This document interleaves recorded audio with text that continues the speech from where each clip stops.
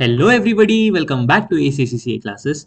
Today we'll be starting with the 10th chapter which is Professional Ethics in Accounting and Business. Now without wasting any time, let's get started. So पहले हम यहाँ पे notes पे चल जाते हैं. Yes. Yes. So first of all हमें यहाँ पे समझना चाहिए what is ethics. ठीक है. Ethics का क्या मतलब होता है basically certain kinds of morals and principles होते हैं. Morals and principles. Okay, morals and principle that guides what is right, that guides what is right or what is wrong. ठीक है. एथिक्स का मतलब ये होता है, अब आप एक जनरल सेंस में समझिए. आप कोई दो नंबर का काम कर रहे हो. दो नंबर का काम, you are basically cheating somebody, किसी को आप फ्रॉडुलेंट बिहेवियर कर रहे हो. So what will happen, you are actually not following the ethics. Understood. इसका मतलब एथिक्स होता है. ठीक है. नाउ यहाँ पे बेसिकली जो एथिकल डिसीजंस होते हैं they are not quite easy to make, because you have to see यार आपके लिए कुछ सही है पर दूसरे के लिए कुछ गलत है. So there are various kind of approaches how ethical decisions should be made. So हमें वो पहले वो पढ़ना है यहाँ पे, विच इज इम्पॉर्टेंट. ये मेरे हिसाब से पूरे चैप्टर में इम्पॉर्टेंट है. Rest all is general knowledge, I don't think it is required, but ये काफ़ी इंपॉर्टेंट है. ठीक है. तो हमें पढ़ना है अप्रोचेस. सिर्फ दो ही अप्रोच है इसमें, और एक एथिकल थ्रेट्स है, बस वो एक है. So this topic and ethical threats वाला topic is important. So approaches में you have consequentialist versus pluralist. ठीक है. तो कॉन्सिक्वेंशियलिस्ट क्या बोलता है, स्पेलिंग करेक्ट लिख रहा हूँ. यस. कॉन्सिक्वेंशियलिस्ट अप्रोच हमें ये बोलता है राइट और wrong it depends on outcomes. Depends on outcome. मतलब सपोज एक फैमिली है, वो भूख भूख के मारे they are not able to survive. So जो उनका सपोज उनका बेटा रहता है या उनकी बेटी रहती है वो चोरी करते हैं.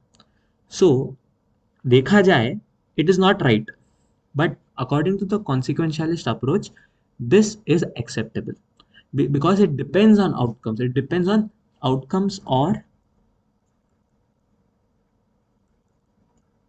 circumstances. ठीक है. अब इसके अगेन सपोज इसके अंडर कॉन्सिक्वेंशियलिस्ट अप्रोच के अंदर there are two types. One is egoism, second one is utilitarianism.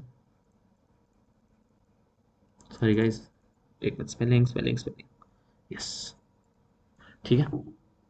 Egoism क्या कहता है, ईगोइज्म अप्रोच हमें ये बोलता है what is good for the individual or what is favorable is not good, favorable for individual. ये वाला अप्रोच क्या बोलता है, ये वाला अप्रोच कहता है what is favourable for the greater good of the society.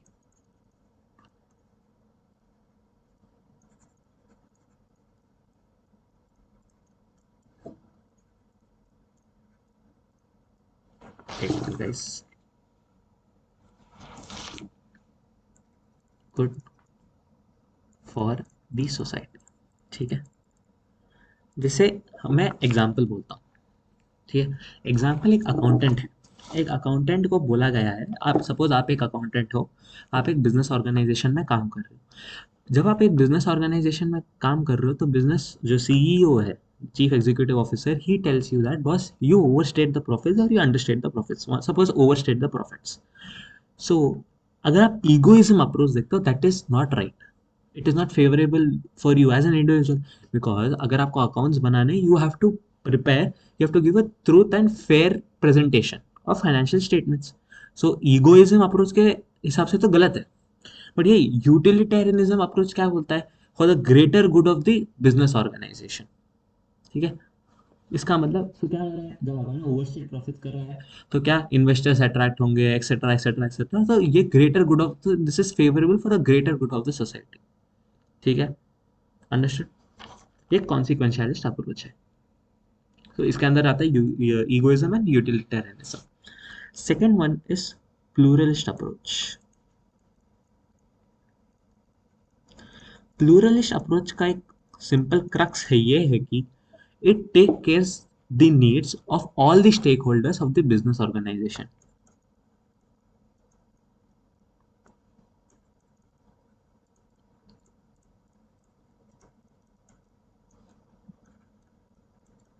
Business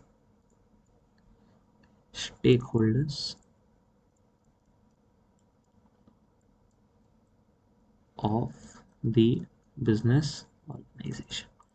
example, suppose आप एक बिजनेस आदमी हो, आप एक फैक्ट्री खोलना चाह रहे हो ना, फैक्ट्री से आप एम्प्लॉयमेंट दे रहे हो, योर बेसिकली एक कंट्रीब्यूशन है आपका to the growth of towards the economy. So ये सब भी है, बट वहाँ पे जहाँ पे लोग हैं, so they will be getting affected by the factory because it will be suppose emitting various kinds of pollutants etc, it will be harming land and water species, ये सब। so ये क्या है, तो आप सबका ध्यान रखते हो, right? You take care of the economy, you take care of the employment, you also take care of the environment. This is called as pluralist approach। ठीक है, फर्स्ट अप्रोच हो चुका है, फर्स्ट टाइप हो चुका है। Second is basically रिलेटिविस्ट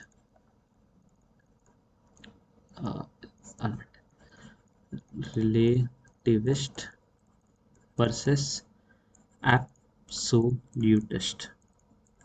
now first of all relativist का मतलब आप समझिए, रिलेटिविज्म भी बोलते हैं हम, रिलेटिविज्म लिख देता हूँ। सो रिलेटिविज्म मतलब क्या होता है, it basically tells there is no moral code of conduct.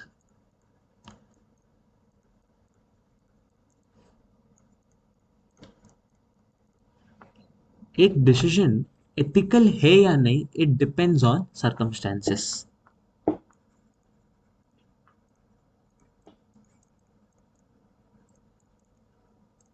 ठीक है, no moral code of conduct depends on circle. Example, जैसे वही एक फैमिली थी, they were dying of because of hunger. Now जो भी उनका बेटा या बेटी होती है वो जाके चोरी करती है खाने के लिए। नाउ देखा जाए according to relativism it is fine, again it is fine because it depends on the circumstances. But ये जो प्रॉपर जो रिलेटिविज्म अप्रोच है, इससे क्या होता है, ये जो बिजनेस और ये जो अप्रोच है, ये जो प्रॉब्ली थिंकिंग मेथोडोलॉजी है, ये बिजनेस ऑर्गेनाइजेशंस को अनएथिकल एक्टिविटीज करने के लिए ज्यादा अलाउ करती है।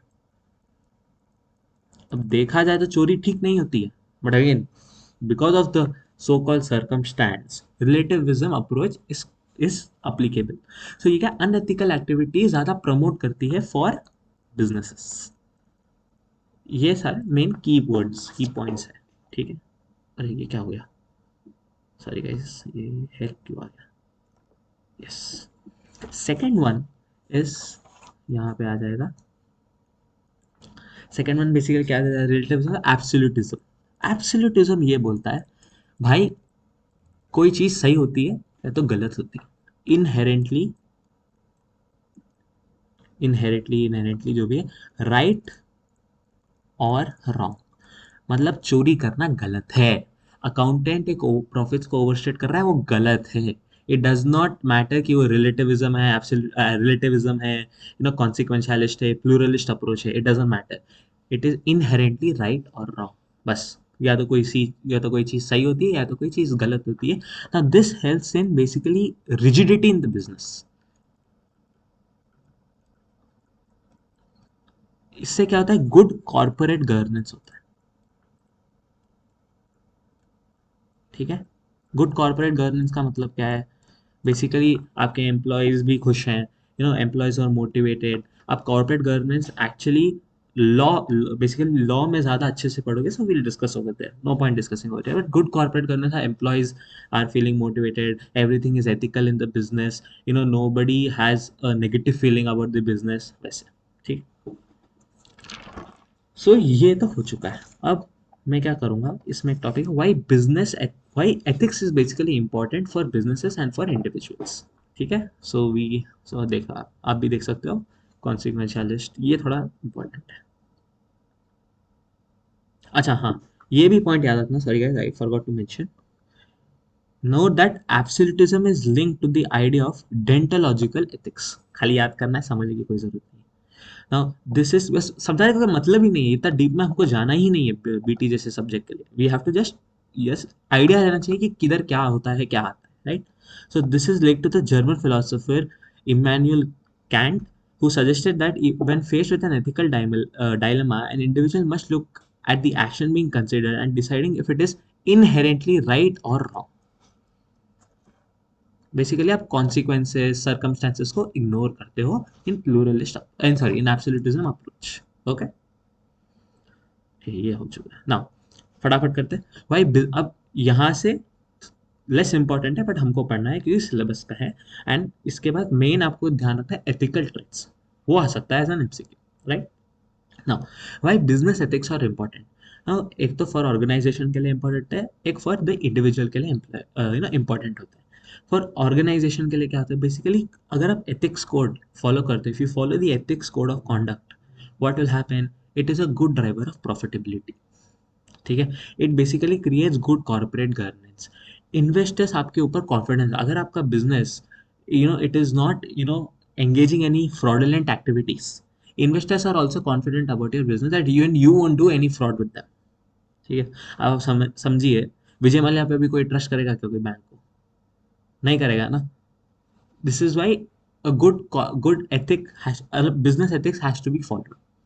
ठीक है, फॉर द इंडिविजुअल क्या, अब जैसे मैं एज अ कस्टमर हूँ, मैं भाई आई promote businesses who are first of all sustainable, they follow the sustainable idea, and second they follow the ethics। ठीक है, I don't want to purchase a particular item जो 2 नंबर के काम में involve है। ठीक है, एंड एम्प्लॉयज क्या करेंगे, they will just not blindly accept the orders. तो क्या होता है, एक फ्यूड होता है जब एक बिजनेस एथिक्स को फॉलो नहीं करता है, तो एक फ्यूड आ जाता है बिजनेस और एम्प्लॉयज में। ठीक है, so for the organisation, for the individual. ठीक है, ये हो गया ना। बेसिकली प्रोफेशन क्या होता है फटाफट समझते हैं, डीप में नहीं चलना, बस ये तो पूरा खाली बस एक जनरल नॉलेज के लिए आपको पता रहना चाहिए। प्रोफेशन क्या होता है? प्रोफेशन का ये मतलब है कि that you are specialising in something. You are specialising in finance, you are specialising in probably in some coding language, you are specialising in probably in some business management course, right? So profession का मतलब क्या होता है, that you are specialising in something. आपका कोई general overview नहीं है। जैसे आप सपोज एसीसीए पढ़ते हैं, आपको accounting to the very core आता है, आप सीएफए करते हो तो आपको investment banking to the core आता है, right? So these are the kind of the professional qualifications which we say. Now these are also what you call governed by a certain professional body, जैसे आप पढ़ोगे यहाँ पे, and they also act in the public interest. तो ये है compliance। also there is a compliance with an ethical code, जैसे ACCA में ही अगर so basically ACCA is also divided into 3 parts, right? One is the paper part जहाँ पे आपको 13 exams देने हैं। Second is where you have to complete the ethics module। Third is where you have to complete your PER of 36 months, which is 3 years। so एक जो ethics module है, so that also helps, right? तो यहाँ पे बस यहाँ पे पढ़ लेते हैं professional again just for knowledge purposes, nothing else। Now both the International Federation of Accountants and ACC have developed codes of ethics। जो ये International Federation of Accountants है, now this has gone through the International Ethics Standard Boards of Accountants। समझ में आया? नहीं समझ में आया, चलो ठीक है। एक दो बॉडीज है बेसिकली, एक इंटरनेशनल IFAC एंड ACC है, दोनों एक मिला के कोड बनाया है। जो IFAC है has issued a code of ethics through this International Ethics Standard Boards of Accountant, IESBA। ठीक है ना, ये ज्यादा इंपॉर्टेंट है यहाँ पे। IESBA का कोड ऑफ एथिक्स के what are the fundamental principles? तो there are basically 5 fundamental principles: integrity, objectivity, professional competence and due care, confidentiality, professional behaviour. Integrity का क्या मतलब होता है? इंटीग्रिटी का ये मतलब होता है कि जो भी आप कर रहे हो, it should give a truthfulness view, right? Financial statements को मैनिपुलेट नहीं करना, शेयर मतलब इन्वेस्टर्स को भड़काने के लिए या इन्वेस्टर्स को एक गुमराह करने के लिए उनके लिए, so you have to maintain that. What do you mean by basically objectivity?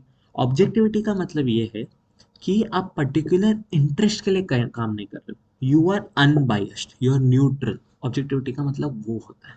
Professional competence and due care, आपको प्रॉपर नॉलेज होनी चाहिए। अगर सपोज ACCA बन के you are auditing, so you are auditing of a particular financial company, आपको मालूम होना चाहिए what are the rules, You cannot be what you call, I don't know the rules and I am doing auditing. You have to have that particular competence, and you have to do the right things for the stakeholders of the business organization. Fourth one is confidentiality.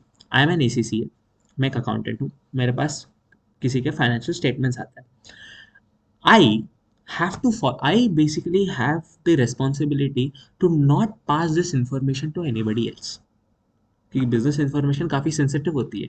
Data जिस हम जैसे इतने अभी पुराने chapters में हम पढ़े कि डेटा कितना सेंसिटिव होता है, राइट. डेटा, बिजनेस का data is basically the backbone of the business. If you share the data you are actually risking your business, right. So confidentiality का वो मतलब होता है. प्रोफेशनल बिहेवियर क्या मतलब, accountants must comply with all laws and regulations. जो भी laws and regulations है, जो भी टैक्स अथॉरिटी, जो भी अकाउंटिंग जो भी it is written in the constitution, वो करना चाहिए, राइट. इसका ये 5 का ये मतलब होता है, ठीक है. This is also done. This is not required. बस आपको ये पता रहना चाहिए कि एक बिजनेस ऑर्गेनाइजेशन में मतलब एथिक्स कैसे काम हो रहा है, सब कुछ लीगली चल रहा है, nobody is biased towards somebody else. To manage that there is something called as compliance officer. बस this is all you should know, nothing else. उसको हम एथिक्स ऑफिसर भी बोलते हैं. I don't think this is required, पर फिर भी आपको अगर आपको लगता है तो you can take a read, but इससे कोई क्वेश्चन नहीं है ये पर्टिकुलर पेज से, ठीक है. यहाँ से आ सकता है, बिल्कुल आ सकता. नाउ एथिकल ट्रेट्स का है, मैं अपने नोट्स पे चल जाऊंगा. Basically what are ethical threats, ठीक है. Now ethical threats are mainly of 5 types, ठीक है. First one is self review threat. Self review नहीं, पहले हम सेल्फ इंटरेस्ट करते हैं. सेल्फ रिव्यू से फिर आप कंफ्यूज हो सकते हो. सेल्फ इंटरेस्ट थ्रेट मतलब बिकॉज ऑफ योर, आप एक अकाउंटेंट हो, बिजनेस ऑर्गेनाइजेशन में काम कर रहे हो. Now the business organisation basically tells you, boss you overstate the profits, I will give you a certain amount for that. तो आपको एक फाइनेंशियल इंटरेस्ट हो गया. सो एथिकल थ्रेट्स, आपको ऐसे थ्रेट से बचना है, ठीक है. ये थ्रेट्स ऐसे हैं जो बिजनेसेस आपको प्रवोक करने के लिए देंगे, राइट. सो इसका मतलब होता है self interest threat. Second one क्या है, सेल्फ रिव्यू थ्रेट. मतलब as an accountant probably I have made a certain decision. Suppose ये जो एक्सपेंस है अराउंड, सपोज ये एक एक्सपेंस है, सपोज एडवर्टाइजिंग एक्सपेंडिचर है, right. Suppose the actual amount was $5,000 या $5,000. मैंने अपने बुक्स में सपोज $12,000 का बताया है. Now I will have to, basically I have to know ये $12,000 का बेसिकली ब्रेक डाउन क्या है. Now now self review threat में क्या होता है, basically you ask the accountant again that how did you arrive at this $12,000. Basically आप पहली बार जब झूठ बोलते हो, ठीक है, आप बोलते हो. जब आपको सेकेंड बार कोई झूठ बोलता है, ठीक है, तब आप एक बार सोचते हो, अरे यार मैंने पिछली बार क्या बोला था. इसका मतलब, इसका ही ये सेल्फ रिव्यू थ्रेट है, समझे, ठीक है. आप एक बार सपोज ये एग्जांपल याद रखो, ज़्यादा याद रहेगा. आप सपोज झूठ बोलते हो, ठीक है, आप झूठ बोलते हो, आपने मम्मी से झूठ बोला कि मैं साइकिलिंग चलाने जा रहा हूँ, ठीक है. बट आप क्या करें, अपने अपनी गर्लफ्रेंड से मिलने चले गए. तो सेकंड सेकंड बार जब मम्मी पूछती है तो आप फंसते हो, आप हिचकते हो, right. So that is called as self review threat, ठीक है. Now third one is advocacy. Advocacy का क्या मतलब होता है, सपोज ये $12,000 मैंने पकड़े गए, ठीक है. ये $12,000, मैं ये एग्जांपल यूज करता हूँ, $12,000 मेरे पकड़े गए. ना suppose tax authority comes to the business premises जहाँ पे business reside करती है. Now, as an accountant, what is my job? I should have shown only the $5,000 वाला expense. But what did I do? I showed $12,000 expenses. Now, either I should have accepted my mistake, or what am I doing? Basically, I am negotiating with tax authority. I am I'm not neutral. I'm unbiased. I'm sorry, I'm biased. So advocacy का मतलब वो होता है, you are biased towards somebody.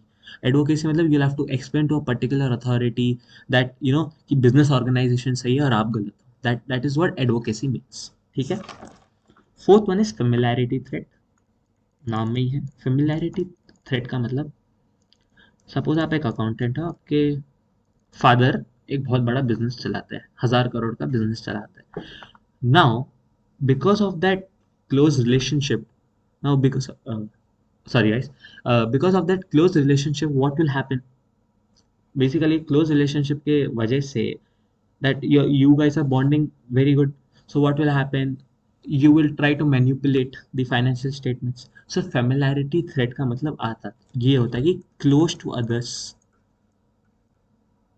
due to some relationship. मतलब basically father will tell the son that you boss overstated the profits, और ऐसा भी नहीं है कि son can raise voice against the father, generally करना चाहिए ये सब मामले में बट नहीं करते, right, because at the end of the day he is your father. So familiarity threat का मतलब वो होता है. ठीक है. लास्ट वाला इज इंटिमिडेशन थ्रेट. मतलब आप एक अकाउंटेंट हो, ये थ्रेट का HQ डालने हमें. यार थ्रेट की स्पेलिंग क्या होती है मेरे को बताना कमेंट सेक्शन में. ठीक है. इंटिमिडेशन थ्रेट का क्या मतलब होता है? इंटिमिडेशन थ्रेट, आप एक अकाउंटेंट हो, आप एक बिजनेस ऑर्गेनाइजेशन में काम कर रहे हो. Business organisation has again ordered you boss overstate the profits. You are saying that I will not done, I will not be doing this, this is against my ethical code of conduct and I might get penalised for it too. तो क्या करते हैं business organisation? Boss मैं आपको job से निकाल दूंगा. ठीक है. और आपके पास कोई भी अदर वेरियस जॉब ऑल्टरनेटिव्स भी नहीं है. So what will happen? This is called as intimidation threat. Intimidation threat आप सिंपल याद रखो, धमकी देना. ठीक है. कूल. यस. नाउ हम फिर से टेक्स्ट बुक पे जाते हैं because here I have to explain this. Now what are basic, अब हमने various 5 types of various threats पढ़े. Now what are basically the safeguards for professional bodies, for businesses. For professional bodies तो काफ़ी simple है, for business के लिए आपको acronym याद करना है, वो मैं आपको पढ़ाता हूँ. सो फॉर प्रोफेशनल बॉडीज का क्या है? Basically ethical training for all professional accountants.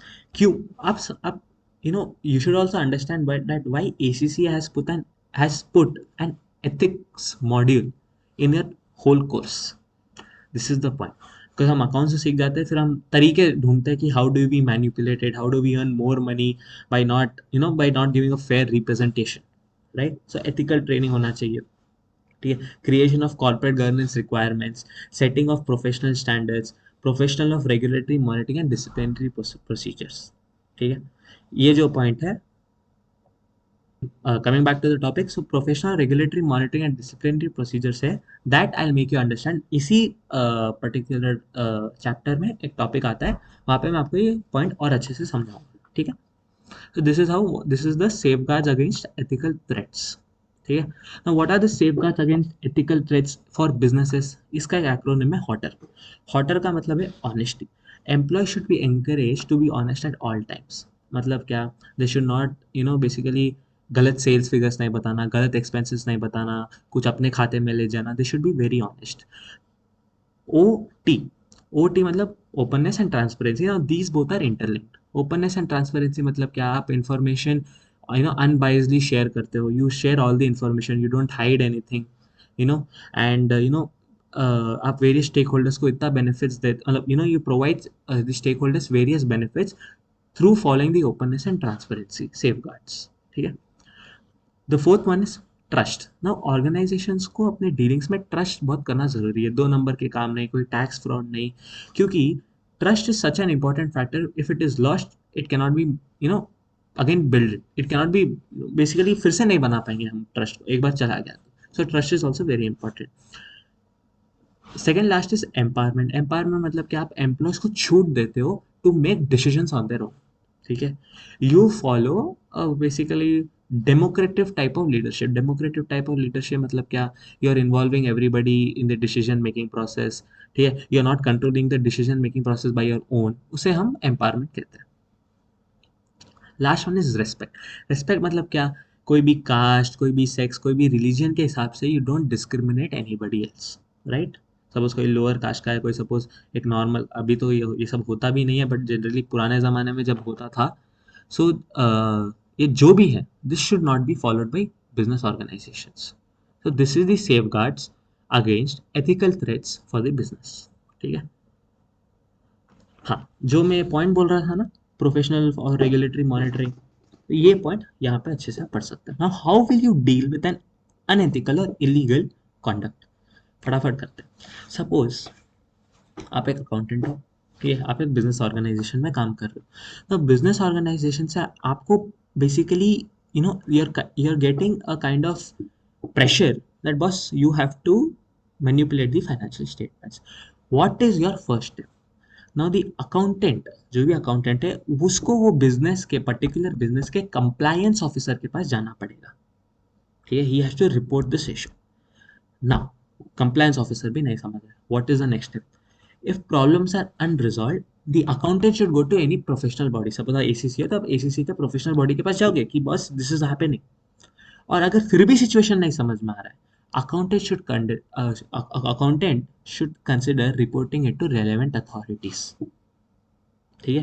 And accountant को वो डील से पर्टिकुलर निकल जाना चाहिए, वरना उस पे ही पेनल्टीज आएगी at the end of the day, because business is not responsible, the accountant is responsible because he will be signing the audit. Audit का मतलब क्या होता है? Everything is true and giving a fair view और representation. If that is not true, the accountant is getting basically messed up in that area, right? So dealing with unethical illegal conduct, ये exam में नहीं आएगा, but you should know, you should know, you should know, you should know. आ भी सकता है, नहीं भी आ सकता है, प्लीज, पर आपका काम है यहाँ पे पढ़ना, right? So guys, we are done with this chapter. Chapter 10 is also done, so we have literally completed almost half of the BT subject. Again guys, thank you so much, thank you for showing the kind of response which I'm able to see. Thoda thoda aa raha hai, but I'll be delivering more better lectures from the next video as well. Thank you.